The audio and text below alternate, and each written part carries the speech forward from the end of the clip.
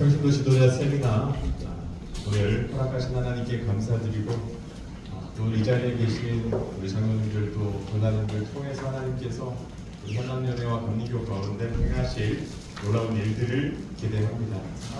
말씀 저희 잠깐 보시고요. 말씀 강의 나누도록 하겠습니다. 느헤미야서 4장 1절부터 6절까지 말씀입니다. 느헤미야서 4장 1절부터 6절까지 말씀을 저와 교독하겠습니다. 제가 먼저 읽겠습니다.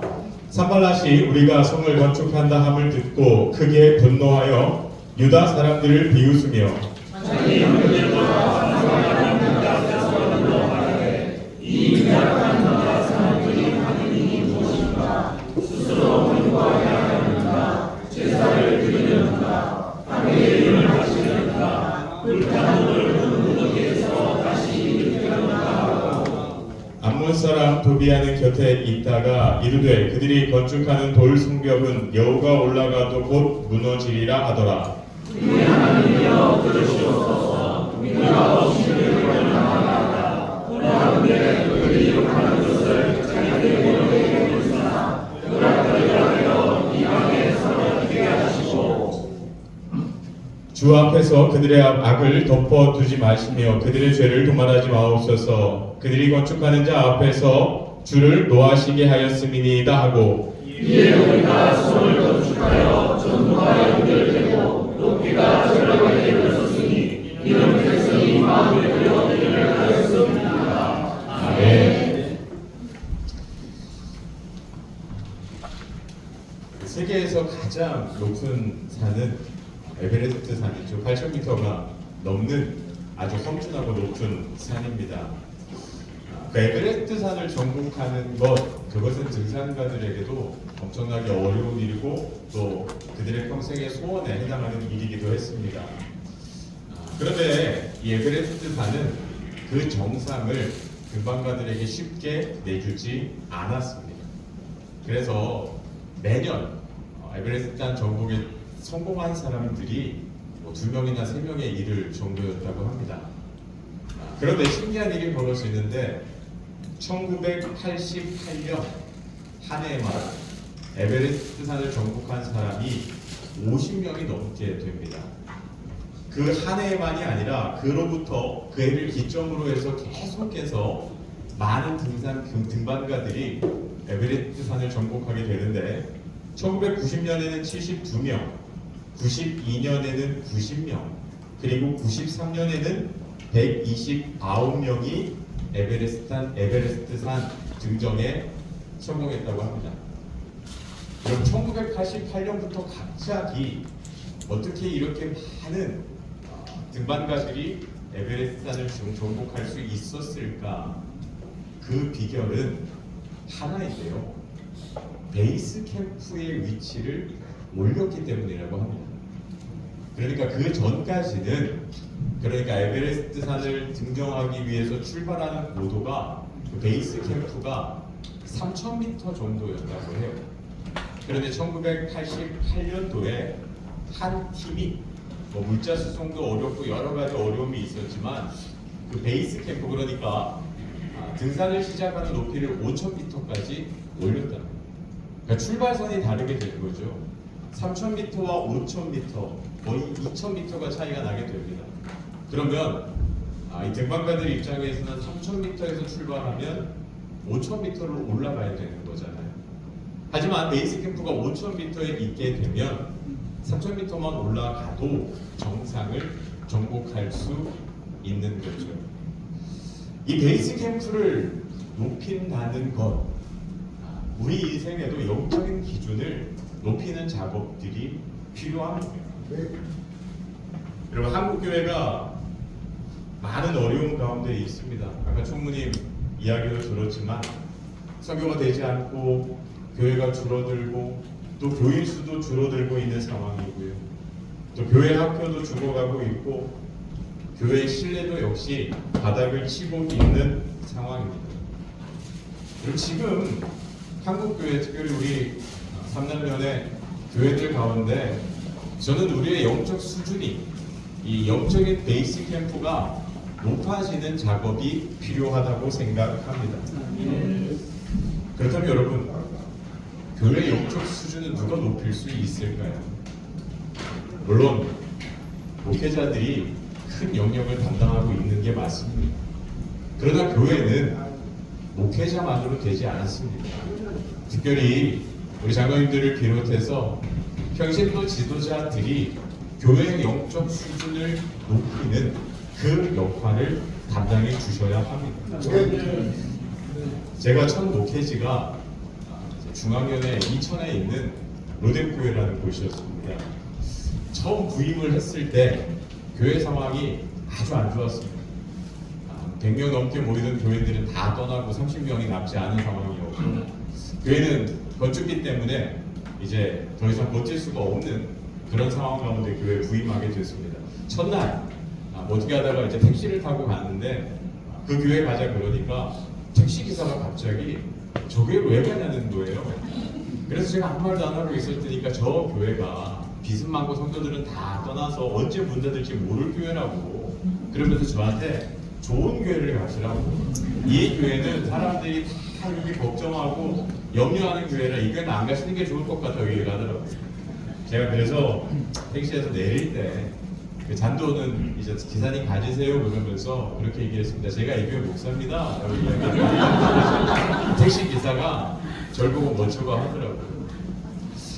교회가 상황이 참 어려웠는데 하나님이 은혜 주셔서 교회가 많이 성장하고 또 이제 어려움들도 잘 이겨낼 수 있었는데, 제가 저희 교회 이제 목회를 하면서 이천에서 목회를 하면서 다른 건 어려운 게 없었어요. 그런데 한 가지 제 마음 가운데 정말 부러운 단어가 있는데, 제가 이천 북지방이었는데 여러분 들어보셨을지 모르겠지만 저희 지방에 이천 중앙교회가 있습니다. 이제 김종필 감독님이시죠. 시모 아시는.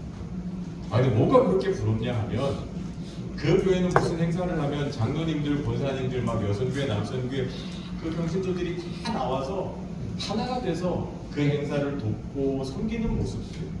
그리고 어떤 뭐 체육대회나 이런 걸 하면 장로님들이 권사님한테 야 이렇게 해야 돼. 교회 섬기는 건 이렇게 하고 행사는 이렇게 해야 되는 거고, 헌금부터 시작해서 주일 성수, 교회를 섬기고 목사님을 어떻게 섬겨야 하는지 장로님들이 권사님들을 가르치고 또 권사님들이 집사님들을 교육시키고 훈련시키는 걸 보면서 저는 그게 그렇게 부럽더라고요. 여러분, 목회자가 가르칠 수 있는 게 있고 또 평신도가 특별히 믿음의 선배들이 후배들을 가르칠 수 있는 영역이 있거든요. 주일 성수 목사가 아무리 이렇게 해라 얘기해도 머리로는 아는데 가슴으로는 이게 느껴지지 못할 때가 있거든요.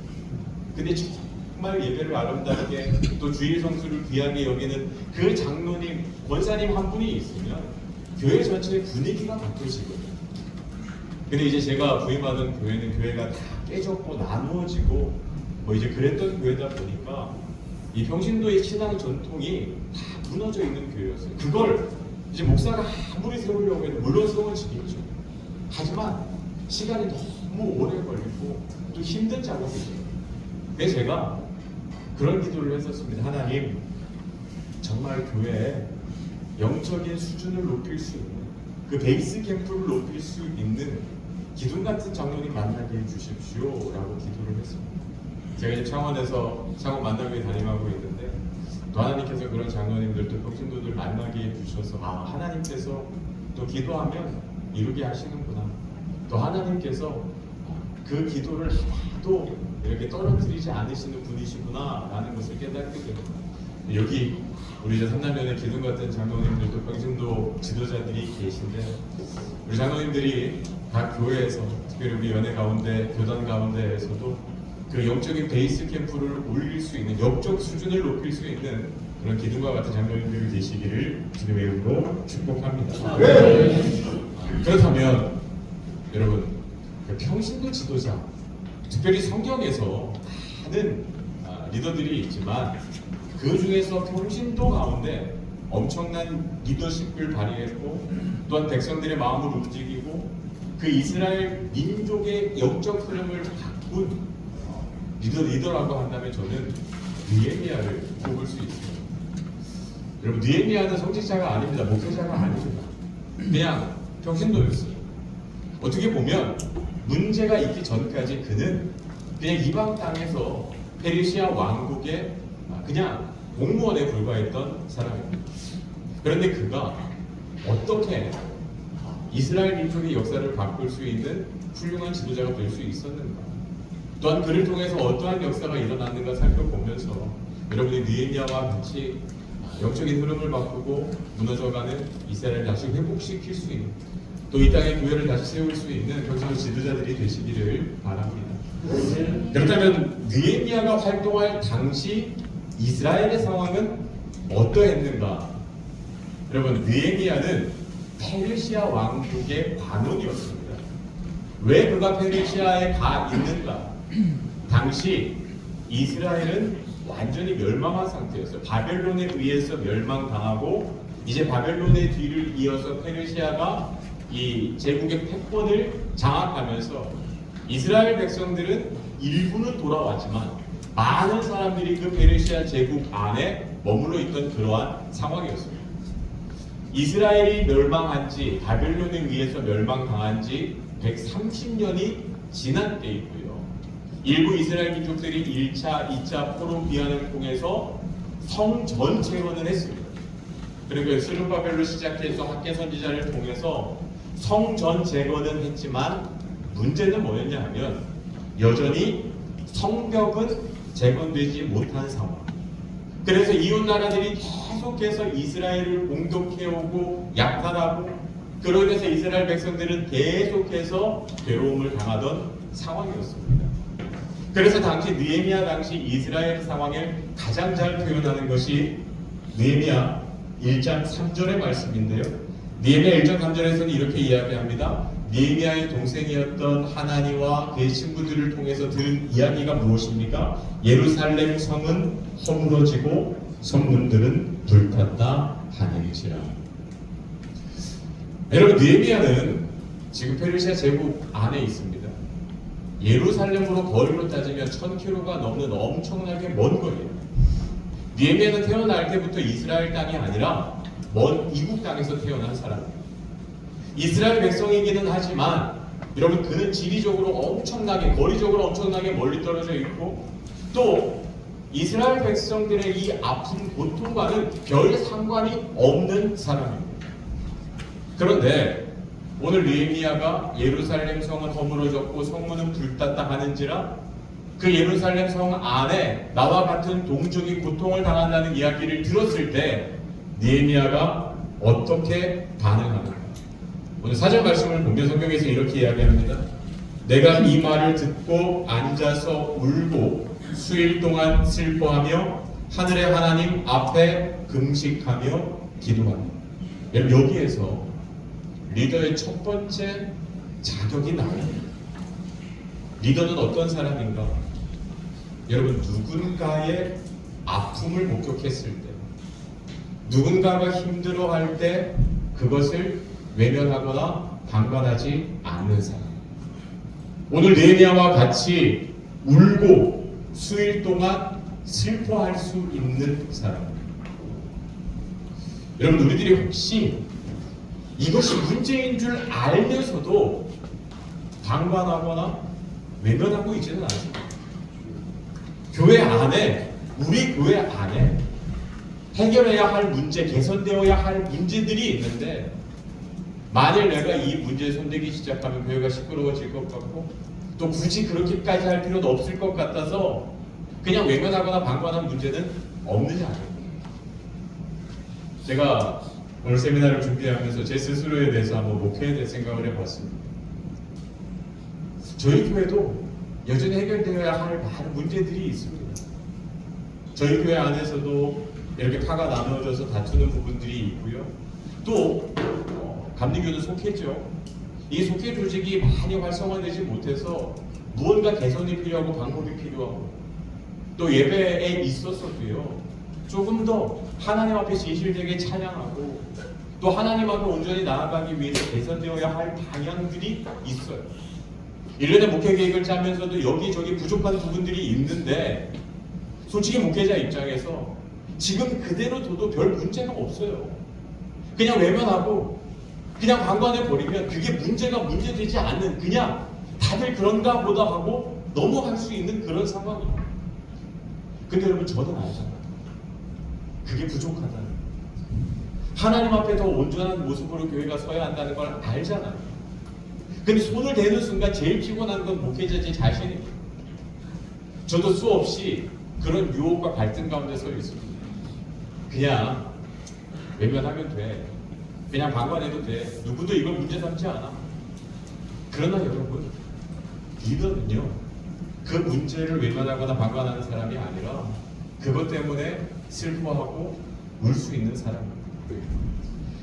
여러분, 그냥 문제를 끄집어내서 교회 분쟁을 만들라는 말씀이 아닙니다. 건설적인 부분으로 해결해 나가고 교회가 더욱 건강하게 세워지기 위해서 그것 때문에 아파하고 울 수 있는 평신도 지도자들이 되어야 한다는 겁니다. 물론 여러분, 누구도 그 문제에 손을 대지 않은 이유가 있습니다. 그 문제를 해결하는 것이 쉽지 않고 내가 아무리 애쓴다고 해도 그 문제를 해결할 수 없는 그런 심각한 상황이라는 것, 그래서 내가 아무것도 하지 못하고 외면하고 방관하려고 하죠. 맞습니다. 여러분, 교회에 작은 문제 하나만 있어도요, 여러분, 그거 해결하는 거 쉽지 않죠. 여러분, 목사가 이쪽으로 아무리 뛰어나다고 해서 사람의 마음 하나 바꾸는 거, 여러분, 그거 할 수 있습니까? 쉽지 않죠. 근데 여러분, 우리는 기도하는 사람이고 하나님을 믿는 사람들이죠. 여러분, 느헤미야도 그 이스라엘의 성이 무너지고 그 백성들이 고통받는 상황에서 자신의 힘으로 할 수 있는 게 없습니다. 왜냐하면 자기는 1000km 떨어져 있고요, 예루살렘 성에 한 번도 가보지도 못했고요.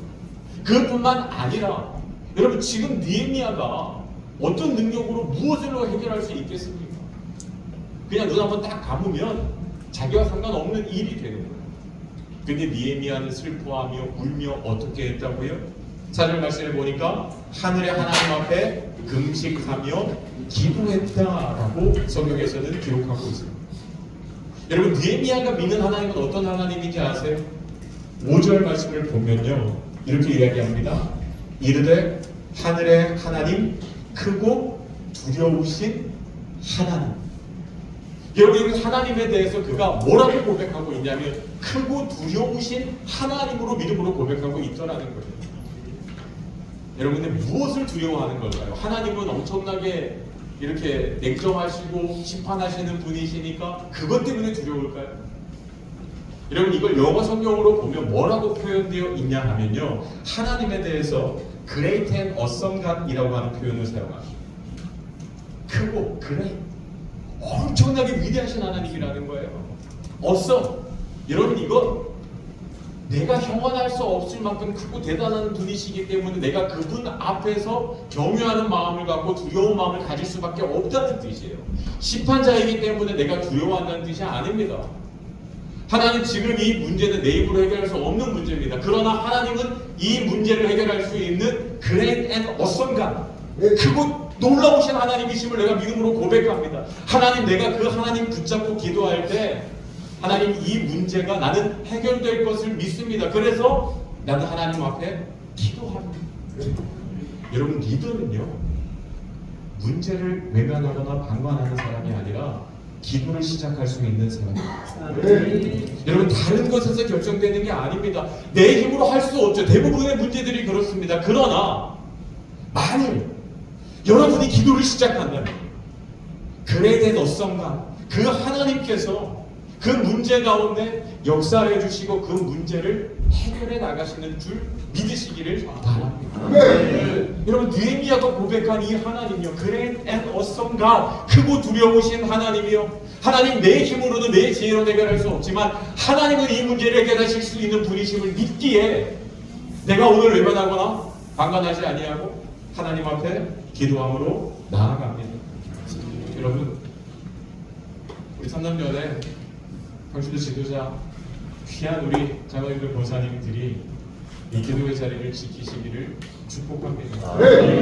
여러분 입에서 다들 안 된다, 교회 성도들이 우리 교회는 소망이 없고 이 문제는 절대로 해결할 수 없고 우리는 여전히 그냥 이 문제 가운데 있을 거다라고 이야기할 때 아니다. 우리 같이 마음 아픈 마음으로 함께 기도하자. 하나님은 어떤 분이시라고요? 크고 두려우신 하나님, 그레이는 어썸갓이시라고 여러분이 믿음으로 고백하면 그 기도의 자리를 지키시기를 바랍니다. 그때 하나님의 능력의 역사가, 도우심의 은혜가 여러분의 교회 가운데, 여러분의 삶의 자리에 부어질 줄 믿습니다. 실제로 여러분 느헤미야가 기도하기 시작해요. 성경을 보면요, 느헤미야가 이 소식을 처음 들었을 때 기도를 시작했는데 여러분 하나님께서 그의 상황을 어떻게 바꾸는지 아십니까? 11절 말씀을 보면 이렇게 기록합니다. 그때 내가 왕의 술관원이 되었느니라. 여러분 술관원은 요즘 그냥 뭐 바텐더처럼 술 따라주는 사람, 그런 사람을 의미하는 게 아닙니다. 당시에 임금은 늘 자신을 해하려고 하는 적들이 있었어요. 독살하려고 하는 자들이 있었습니다. 그러니까 왕이 매일 음식과 술을 먹잖아요. 근데 거기에 독이 탈 수 있기 때문에 여러분 술 맡은 관원은 왕이 술을 먹기 전에 미리 마시는 사람이에요. 왕이 신뢰하지 않으면 그 일을 맡길 수 없어요. 왜? 내 목숨을 지켜줘야 되는 사람이기 때문에. 요즘으로 치면 대통령 비서실장, 정무실장과 같은 자리가 술 맡은 관원장입니다. 여러분 하나님께서 어떤 역사를 이루세요? 느헤미야가 이스라엘 민족을 위해서 아파하며 기도할 때 하나님께서 그 인생을 술 맡은 관원장으로 올려주시더라는 거예요. 그래서 여러분 어떤 역사가 일어납니까? 느헤미야는 무너진 성벽을 재건하는 일을 위해서 그가 할 수 있는 일이 아무것도 없었어요. 그러나 하나님께서 그를 술 맡은 관원장, 아주 높은 왕의 측근으로 올림으로 인하여서요, 나중에 왕의 성벽을 재건해도 된다는 윤호를 받게 되고요, 허락을 받게 되고요. 그뿐만 아니라 왕이 묻습니다. 내가 너한테 무엇을 해주랴? 내가 예루살렘까지 갈 수 있는 통행증을 허락해 주시고, 왕이여, 내가 이스라엘 성벽을 재건할 수 있도록 여기서 사람들을 데려갈 수 있도록 또 좋은 목재들과 필요한 자재들을 왕이 허락해 주시기를 원합니다. 그래서 그 모든 필요한 것을 가지고 느헤미야가 예루살렘으로 돌아가게 됩니다. 여러분 느헤미야 1장에서 우리에게 주시는 귀한 말씀입니다. 여러분 내 힘으로 할 수 없다고 포기하는 게 아니라 하나님은 그에 낯선가시기 때문에 우리가 아파하면서 기도하기 시작하면 하나님은 길을 만드시는 분이십니다. 하나님의 역사를 통해서 여러분 그 절망적일 것 같던 예루살렘 성벽 재건을 하실 수 있는 분이라는 사실을 여러분 기억하시기를 바랍니다. 리더의 자격은요, 문제 앞에서 기도하는 거예요. 여러분 그 사람이 리더라는 사실을 여러분 기억하시기를 바랍니다.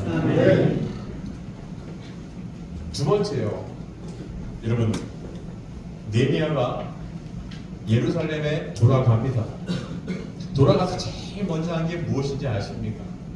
가서 3일 동안 아무것도 하지 않습니다. 그리고요 밤마다 성벽을 돌아봅니다. 예루살렘 성의 상황을 살피기 시작합니다. 도대체 문제가 얼마나 진행됐는지, 얼마나 상황이 나쁜지, 그리고 어떻게 하면 성벽 재건을 할 수 있고, 그리고 무엇이 필요한지에 대해서 주도 면밀하게 파악한 다음에 여러분 백성들을 다 모읍니다. 그리고 그가 뭐라고 이야기했을까요? 우리가 성벽을 재건하자 선언합니다. 그게 느헤미야서 2장 17절 말씀인데 제가 읽어드리겠습니다. 후에 그들에게 이르기를 우리가 당한 공경은 너희도 보고 있는 바라. 예루살렘이 황폐하고 성문이 불탔으니 자 예루살렘 성을 건축하여 다시 수치를 당하지 말자 하고. 여기서 중요한 게 뭡니까? 예루살렘 성을 건축하여 다시 수치를 당하지 말자. 여러분 이스라엘 백성들 앞에서 느헤미야가 외칩니다. 우리 성벽 재건하자. 할 수 있다. 근데 여러분 이스라엘 백성들의 반응이 어땠을까요? 여러분 이스라엘 백성들이 그 포로에서 돌아온 이스라엘 백성들이 성벽 재건하려고 노력 안 했을까요? 했습니다. 여러분 무려 130년 동안 그들이 성벽 재건하기 위해서 애썼어요. 왜? 여러분 성벽이 있어야 그 성 안에 사는 사람들이 보호받을 수 있고 안전할 수 있거든요. 그들도 성벽 재건을 간절히 원했지만 시도해봤지만 계속 실패했어요. 실패한 이유가 뭔지 아십니까? 주변에 그 이웃들, 그러니까 이웃이라고 하기는 그렇고 적대적인 이들이 있었거든요. 나중에 이제 보면 산발랏, 도비야, 게셈이라고 하는 그 지역을 총괄하던 총독들입니다. 그들은 예루살렘 성이 다시금 회복되고 재건되는 것을 원하지 않았습니다. 왜냐하면 그 성벽이 재건되는 순간 힘이 어디로 쏠립니까? 예루살렘으로 쏠리게 되고 모든 것의 중심지가 될 것이 분명하고 자신들을 소외당할 것이기 때문에 여러분, 그래서 그 성벽이 무너지고 성문이 불탄 이유가 뭐냐면 그 주변에 있는 이웃 나라들 산발락, 도비아, 게셈이라고 하는 그 주변 민족이 조금 안정되려고 하면 쳐들어가서 공격하고 약탈하고 불지르고 그런 일들을 계속했기 때문에 그렇습니다. 근데 여러분, 느헤미야가 우리 다시 예루살렘 성벽 재건합시다 이렇게 이야기했을 때 여러분, 예루살렘 주민들의 반응이 어땠을까요? 아이고 참 세상 모르는 얘기한다. 우리도 해봤어. 다 해봤어. 우리가 안 한 게 아니야. 했는데 안 돼. 뾰족할 수가 없어. 방법이 없어. 너라고 뭘 할 수 있겠어? 여러분, 백성들은 느헤미야 그 이야기에 여러분 가슴이 뛰지 않았어요. 그 느헤미야 이야기가 그들에게 진심으로 다가오지 못했다고요. 근데 여러분, 느헤미야가 여기서 포기한 게 아니라 18절 말씀을 보면 이렇게 기록되어 있습니다. 또 그들에게 하나님의 선한 손이 나를 도우신 일과 왕인에게 이른 말씀을 전하였더니 그들의 말이 일어나 건축하자 하고 모두 힘을 내어 이 선한 일을 하려 하네. 여러분, 느헤미야가 무슨 이야기를 합니까? 자신이 지금까지 있었던 일들에 대해서 이야기합니다. 내가 하나님과 동생들을 통하여서 예루살렘 성벽이 무너지고 그 성문이 불탄다는 이야기를 듣고 기도하기 시작했을 때, 아픈 마음으로 기도하기 시작했을 때 하나님이 나를 풀맡은 관원으로 올리시고, 그리고 왕에게 내가 성벽을 재건해도 좋다고 하는 허락을 받았을 뿐만 아니라 하나님의 도우심으로 이 모든 것들을, 자재들을 내가 가지고 올 수 있었다. 이 모든 것은 하나님이 하신 일이다. 하나님께서 우리의 성벽 재건을 원하고 계시고 여기까지 도우셨고 앞으로도 책임지실 것이다. 여러분, 그가 받았던 은혜, 간증의 이야기를 나누기 시작해요. 그때 이스라엘 백성들이 가슴이 뛰기 시작합니다. 야, 한번 해보자. 하나님이 진짜 살아계시네. 하나님이 성벽 재건을 원하고 계시네. 야, 이제 할 수 있겠다. 여러분, 리더는요, 백성들의 그 싸늘해진 마음을 다시 뛰게 할 수 있는 사람입니다. 근데 여러분, 무엇으로 그들의 마음을 다시 뛰게 할 겁니까? 여러분, 하나님에 대한 이야기입니다. 여러분, 하나님이 어떤 분이신지, 하나님이 내 삶에 어떠한 일을 행하셨는지, 그리고 하나님이 앞으로 우리에게 어떠한 일들을 행하실지 그 소망을 이야기하는 사람이요, 그 사람이 리더이고요, 그 사람들이 식어진 가슴을 다시 뛰게 할 수 있는 사람이라는 것을 여러분 기억하시기를 바랍니다. 우리 장로님들, 권사님들은 교회에서 성도들 만나면 무슨 이야기 하십니까? 혹시 교회 문제들만 이야기하시는 거 아닙니까? 오늘 목사님 설교가 졸렸다. 어느 장로는 밖에서 이럴 짓 하고 다닌다더라. 야, 그 집사 바람났다더라. 여러분, 혹시 그런 얘기로 내가 교회에서 다 그 시간들을 허비하고 있지는 않죠? 여러분, 누구를 만나면 가슴이 뛰세요? 제가 교제하는 권사님 중에 한 분은요, 진짜 하나님과 친밀함을 누리는 분이에요. 말씀 묵상하고 기도하고 그러면서 자기가 도전받고 하나님으로부터 받은 이야기들을 저한테 늘 이야기를 하세요. 그럼 저는 부러워요. 도전이 돼요. 야, 저 사람은 어떻게, 저 원사님은 어떻게 저렇게 하나님과 친밀함을 누릴까? 야, 또 하나님께서 어떻게 저런 도전을 주실까? 제가 그분의 이야기를 듣면서 제일 가슴이 뛰었던 순간이 있는데 어떤 순간인지 아세요? 그분이 남편이 의사예요. 예수 안 믿는 의사. 돈은 많은데 예수는 안 믿는 의사. 안에서도 많이 썩였어요. 그런데 이 권사님이 몇 년 전에 저한테 하신 얘기가 있어요. 남편이 제발 하나님 만났으면 좋겠다. 그럴 수만 있다면 지금 남편이 가지고 있는 거 하나님이 다 가져가셔도 괜찮다. 다 가져가시고 만일 내 남편이 예수님 믿을 수 있다면 난 그거 위해서 기도했습니다. 여러분, 큰 병원을 3개를 운영했는데 병원이 어려워지면서 다 문을 닫습니다. 그 과정에서 그 남편이 너무 힘들어서 백혈병에 걸리게 돼요.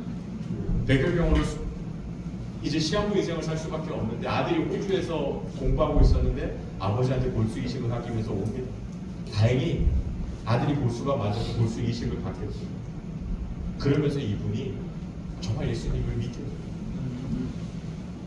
나중에 제가 이제 권사님을 다시 만나서 이야기를 할 때, 권사님, 저는 진짜 권사님의 그 기도를 들으면서 가슴이 뛰었는데 하나님이 그 기도 그대로 행하십니다. 남편이 예수 믿을 수 있다면 가진 건 다 가져가셔도 된다라고 하는 그 이야기. 물론 이제 그분이 완기가 돼서 지금은 이제 다시 의사로 일을 하고 계세요. 그리고 그 집이 힘들 때는 진짜 집 다 야라가고 이렇게 그 친구 집에서 얹혀 살다가 이제는 또 하나님께서 하나하나 회복해 주세요. 이제는 믿음의 가족, 그래서 하나님을 위해서 귀한 일을 해요. 여러분, 저는 그 가정의 이야기를 들을 때 가슴이 뛰더라고요. 하나님이 어떤 분이신지. 여러분, 저는 고백할 수밖에 없더라고요. 여러분, 느헤미야가 자신이 받은 간증의 이야기를 합니다. 한 주 동안 자기가 만났던 하나님에 대한 이야기를 합니다. 여러분, 우리 평신도 지도자들이신 우리 장로님 권사님들이 주일날 혹은 교회에서요, 여러분의 삶에서 만난 하나님, 내 삶에 역사하신 하나님, 그리고 하나님께서 앞으로 우리에게 어떻게 행하실지를 여러분이 이야기할 수 있다.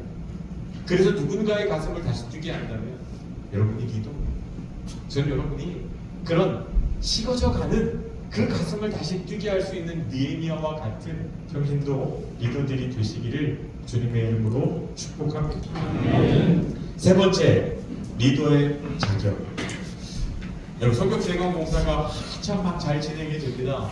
성경을 보면요, 성경을 보면 이제 그 성벽들이 다 연결되었고, 그리고 이제 벽들이 성벽이 절반쯤 올라왔던 그 상황이 되는데, 그러자 어떤 일이 일어났냐 하면 그 주변에 그 예루살렘 성벽 재건을 방해하던 외부의 적들이 있잖아요. 산발락과 도비야, 게셈이라고 하는 이들이 연합군을 형성해서 이제 이스라엘을 막 위협하기 시작합니다. 그러면서 뭐라고 이야기하냐 하면, 너희 같은 약골들이 뭘 할 수 있다고 생각하는 거냐? 성벽을 재건한다고? 너희들은 아무것도 할 수 없어. 너희가 만든 성벽은 여우가 올라가도 무너질 만큼 형편없어. 그러면서 또 하나 무엇을 이야기하냐 하면, 너희들 가만 성벽 재건 중단하지 않으면 당장 군대를 이끌고 가서 너희들 다 죽여버리겠다라고 이야기를 합니다. 여러분, 그 이야기가 이스라엘 백성들한테 들려와요. 왜냐하면 그 당시에도 이제 정보가 중요하잖아요. 그러니까 이 외부의 적들은 계속해서 정보를 흘리는 거예요. 여러분, 그 이야기를 들었을 때 그 성벽 재건을 하고 있던 이스라엘 백성들의 마음이 어땠을까요? 불안하지 않았을까요? 두렵지 않았을까요? 아마 많은 혼란 가운데 쌓여 있었을 겁니다. 성경에서도 이렇게 이야기합니다. 느헤미야 4장 10절, 유다 사람들은 이르기를 흙 무더기가 아직도 많거늘 짐을 나르는 자의 힘이 나빠졌으니 우리가 성을 건축하지 못하리라 하고, 절망적이고 부정적인 이야기가 막 나오는 겁니다. 왜요? 그 산발락, 도비야, 게셈, 이 사람들은 계속해서 이스라엘 백성들을 괴롭혔던 자들이고 힘이 있는 자들. 그들이 마음만 먹으면 진짜 성벽 재건 공사 중단됩니다. 모든 것이 다 날아갈 것 같은 그 위기. 그래서 성벽을 재건하던 사람들이 뭐라고 이야기해요? 힘이 다 빠져서 우리가 성을 건축하지 못하리라. 여러분, 교회에서도 이런 상황 생기지 않습니까? 열심히 으쌰으쌰하려 했는데 갑자기 문제가 터지고 방해꾼들이 찾아오고 여기 해방 노는 자들이 생길 때요. 여러분, 그때 얼마나 마음이 기쁩니까? 그때 느헤미야가 어떻게 반응했는가? 역시 13절 보면 느헤미야가 이렇게 이야기합니다. 내가 성벽 뒤에 낮고 넓은 곳에 백성이 그들의 종족을 따라 칼과 창과 활을 가지고 서 있게 하고, 느헤미야가 제일 먼저 했던 건 그러면 보초를 세우는 겁니다. 혹시 적들이 쳐들어오면 방어할 수 있도록. 근데 중요한 사실이 앞에 하나 있어요. 내가 성벽 뒤에 낮고 넓은 곳에 백성이 서 있겠다는 거예요. 자, 여러분 보세요. 성벽 재건 공사가 저기에서 진행되고 있는데 보초를 세우는데 어디에 세워요? 저쪽에 낮고 넓은 곳에. 여러분, 저 멀리 떨어진 낮고 넓은 곳에 가면 뭐가 보일까요? 지금 진행되고 있는 성벽 재건 공사가 한눈에 들어오게 돼요. 여러분, 지금 이스라엘 백성들은 당장에 문제가 들이닥치니까, 적들이 지금 위협하는 상황이니까, 야, 이제 우리 성벽 재건 공사 끝났다, 우린 이제 큰일 났다, 절망하면서 포기하고 싶어요. 힘이 쫙 빠졌어요. 근데 뭘 보게 해요? 하나님께서 함께 하셔서 지금까지 얼마나 성벽이 재건되었는지를 볼 수 있게 하는 거예요. 느헤미야가. 여러분, 그 앞에 성경에 보면 이런 이야기가 있어요. 성을 건축하여 전부가 연결되고 높이가 절반에 이르렀다. 이미 성벽 재건 공사는 절반 이상 진행된 상황입니다. 여러분, 하나님께서 도우셔서 여기까지 인도해 주셨어요. 그런데 그 베풀어 주신 은혜는 다 잊어버리고 눈앞의 적들 때문에 두려워하고 낙심하고 있는 거예요. 그들한테 보여주는 거예요. 얼마나 우리가 대단한 일을 했는지, 하나님께서 우리와 함께 얼마나 많은 일들을 행하셨는지 보게 하시는 거예요. 여러분, 우리 장로님도 권사님 인생 가운데 하나님께서 여기까지 인도하시면서 얼마나 많은 일들을 행하셨습니까?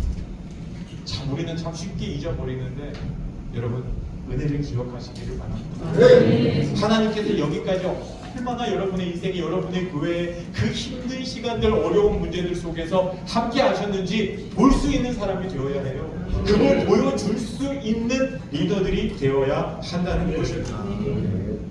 그래서 느헤미야는요, 다시 이스라엘 백성들한테 기도할 것을 요청합니다.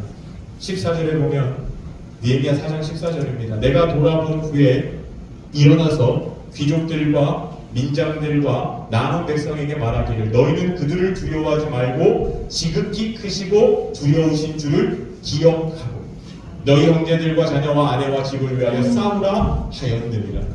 여기에서 다시 크고 두려우신 하나님을 기억하라 라고 하는 느헤미야가 선포가 나옵니다. 야, 너희들 두려워할 대상은 저 산발랏 도비아 계sem이 아니야. 하나님을 두려워해야지. 하나님이 얼마나 놀라운 일을, 대단한 일을 하실 수 있는 분인지 너희들 기억해야지. 야, 우리 같이 싸우자. 여러분, 그러면서 느헤미야가요, 그 적들의 방해 위협 앞에서 뭐라고 하냐 하면, 너희들 이제 한 손에는 연장을 들고 한 손에는 무기를 들어. 그리고 일을 하다가 만일 적들이 쳐들어오면 같이 싸우는 거예요. 하나님이 우리와 승리케 하실 거예요. 여러분, 여기서 중요한 게 뭐냐면 구체적으로 그들이 무엇을 해야 되는지에 대해서 알려줍니다. 여러분, 백성들은 막연한 두려움 가운데 있을 때 성벽 재건 공사 중단하면 안 돼? 너희들이 지금 해야 되는 건 성벽을 재건하는 일이야? 여러분, 성벽이 다 완공되어야 그 성벽이 이스라엘 백성들을 지켜줄 수 있잖아요. 일하는 걸 포기하지 마. 지금 우리가 무엇을 해야 하는지, 여러분, 우리가 지금 무엇을 지켜야 하는지에 대해서 느헤미야가 가르쳐 줍니다. 교회에서도 사역을 하면서 무능한 리더와 유능한 리더가 있는데요, 그 일에 대해서 처음부터 끝까지 다 알고 일을 시키는 사람은 되게 유능한 리더입니다. 중간에 막히거나 문제가 생길 때 어떻게 하면 그 문제를 풀어갈 수 있는지, 이걸 한번 해봐 라고 가르쳐 줄 수 있어요. 그 사람은 유능한 리더입니다. 근데 자기도 그 일을 어떻게 하는지 모르면서 밑에 있는 사람한테 이거 하라고 그런 사람은 무능한 리더일 가능성이 큽니다. 저는 우리 이 자리에 계신 평신도 지도자분들이 그 일을 할 수 있는, 그래서 함께 일하는 그 후배들에게, 우리 이제 성도님들에게 어떻게 해야 될지를 알려줄 수 있는 준비된 리더가 되시기를 바랍니다. 여러분, 그 실력이라고 이야기하자면 실력은요, 언제 생기냐 하면, 나도 몰랐는데 그 일을 책임지고 내가 어떻게든 해결하려고 몸부림치고 부딪히고 끝까지 그 자리 지킬 때 그 실력이라는 게 생기더라고요. 하나하나 기도하면서 애쓰면서 눈물 흘리면서 고생하면서 내가 해내면요, 그게 실력이 돼요. 그래서 보면 그 일을 해본 사람은 실력자예요. 유능한 리더예요. 그리고 후배가 만일 그 일을 할 때 가르쳐 줄 수 있어요. 여러분, 도망가는 게 아니라 끝까지 부딪히면서 그 일을 해내시고 유능한 리더로 준비되시기를 바랍니다. 네. 제가 느헤미야를 쭉 묵상을 하면서 그런 생각을 해봤습니다. 야, 느헤미야 참 대단하다. 야, 어떻게 그 어려운 일을 리더로서 다 감당해낼 수 있을까? 제가 이제 느헤미야 1장, 2장, 4장의 말씀만 여러분들이 간단하게 나눴는데 나중에 보면 성경 재건의 문제들 속에서 마지막까지 정말 아름답게 그 사역을 마무리합니다. 어떻게 그럴 수 있었을까? 그도 포기하고 싶은 순간이 있었을 텐데, 도망치고 싶은 순간이 있었을 텐데, 우리 여기 이제 각부 임원님들, 회장님들 다 계시지만 뭐 아무것도 안 하면 힘들 일도 없지요. 그런데 뭐 하나 사업 생기고 어려운 일 생기면 힘이 붙이시잖아요. 도와주는 사람도 없고 또 그 일 감당하려다 보면 정말 도망치고 싶기도 하고, 여러분 마음이 무너져 내리는 그 순간들이 찾아오지 않습니까? 느헤미야도 그랬을 거란 말이죠. 근데 어떻게 그가 그 리더의 자리를 지키면서 끝까지 성벽 재건 공사를 마무리할 수 있었을까? 놀랍게도 성경에서는 130년 동안 멈춰있던 성벽 재건 공사가 느헤미야를 통해서 52일 만에 마쳤다, 완공되었다라고 성경에서는 기록하고 있습니다. 저는 그 월트 디즈니 이야기를 들으면서 느헤미야가 이렇게 오버를 되더라고요. 월트 디즈니가 디즈니랜드를 계획합니다. 여러분 그 아이들의 꿈과 소망을 주는 그 미키 마우스 막 캐릭터 있고 막 이렇게 놀이동산 있잖아요. 월트 디즈니가 가족들을 위한 그 테마파크 디즈니랜드를 만들겠다고 계획을 세워요. 그런데 공사가 시작되고 그가 죽습니다. 그는 디즈니랜드의 완공을 보지 못하고 죽어요. 이제 디즈니랜드가 완공하던 날 그 이제 오픈 행사가 딱 있었잖아요. 그때 사회자가 그 월트 디즈니의 아내에게 이렇게 이야기를 합니다. 여사님, 우리 회장님이 이 개막식을 보았다면 얼마나 좋았을까요? 그때 그 월트 디즈니 아내가 이렇게 이야기합니다. 그는 이미 디즈니 월드를 가장 먼저 보았던 사람이었습니다. 그는 매 순간 이미 이루어진 디즈니 월드를 보고 살았으니까요. 여러분 그 완공된 디즈니 월드를 월트 디즈니가 보지 못했다. 그래서 아쉽다라고 이야기했지만 아니요. 월트 디즈니는 누구보다 제일 먼저 그 디즈니 월드를 보았던 사람이에요. 그가 보았던 그 모습 그대로 지은 거예요. 제일 먼저 봤던 사람. 여러분 하나님께서 느헤미야를 그 성벽 재건을 위한 리더로 부르시면서 제일 먼저 주셨던 게 뭘까요? 그가 슬퍼하고 울고 금식하며 하나님 앞에 기도했을 때 아마 하나님께서 그 완공될 예루살렘 성벽을 제일 먼저 보여주시지 않았을까요? 여러분 느헤미야는 막연하게 도박을 한 게 아닙니다. 그 사람들이 불쌍해서 어떻게든 한번 해보자, 최선을 다해보자, 안 되면 어쩔 수 없고가 아니에요.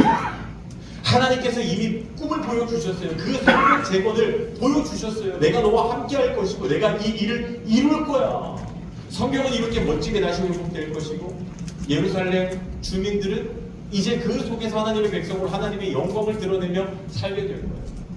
가장 먼저 예루살렘 성벽 재건을 보았던 사람 느헤미야. 여러분 우리 평신도 지도자, 우리 장로님 보좌님들이 가장 먼저 하나님 하실 일들을 볼 수 있는 분들이 되시기를 원합니다.